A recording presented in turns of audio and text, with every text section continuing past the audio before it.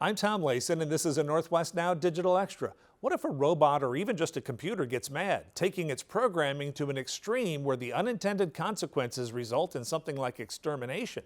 That's the worry about AI, software that evolves and possibly even gains something mimicking true understanding, emotions, and feelings.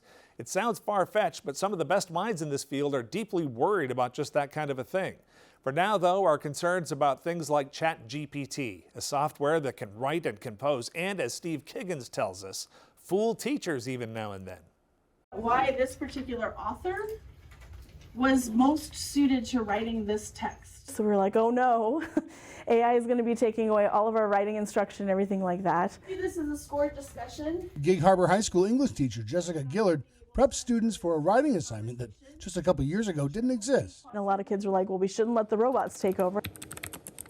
The research, study, writing, and editing required for today's homework encourages students to embrace the use of artificial intelligence. Sometimes I think the technology goes like really fast, and then we have to kind of say, okay, we have to have some boundaries here. While much larger school districts in places like New York State and Seattle have pumped the brakes, in other places like the Peninsula School District and Gig Harbor has instead chosen a measured yet thoughtful approach. My seniors, especially graduating from high school now, those entry-level data entry types of positions aren't going to exist anymore, so they're going to have to learn how to work with the AI in order to be able to function in society. We're kind of on the front line of it, but we're trying to see what we can do. Executive Director of Digital Learning, Chris Hagel, says the district worked alongside instructors to develop lesson plans in late 2022 and early 2023 that guide students across age groups how to use AI, like ChatGPT, to enhance instruction and help kids identify where the technology can fall short. You know, trying to stay on top of this is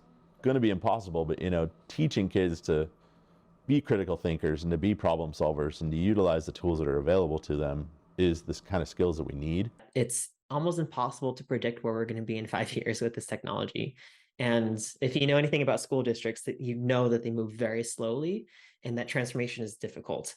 Christian Pinedo from the San Francisco-based nonprofit AI EDU is working with educators in school districts across America to navigate AI while advocating for digital literacy and equitable access to emerging technologies. Yeah, the potential AI has to transform society is enormous, and partly because of its universal fit for a lot of different things.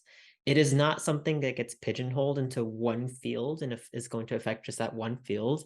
It's going to universally transform tons of things. And it's because AI itself is a very amorphic concept, and its applications are something that we're starting to see more and more of. Okay, so you guys have While some worry students may use AI to generate entire assignments, essentially cheating themselves into a passing grade, instead the Peninsula School District believes kids and teachers can use AI as a tool, but not as a substitute for intelligence. That's what their jobs are going to be, right? So when we look to my seniors, especially graduating from high school now, those entry-level data entry types of positions aren't going to exist anymore, so they're going to have to learn how to work with the AI in order to be able to function in society. In Gig Harbor, Steve Kiggins, Northwest Now. To see our full discussion about artificial intelligence, be sure to look in the Northwest Now digital section at kbtc.org. Northwest Now airs Friday nights at 7:30 right here on KBTC. And be sure to look for more digital stories like this one by following us on Facebook and Twitter at Northwest Now.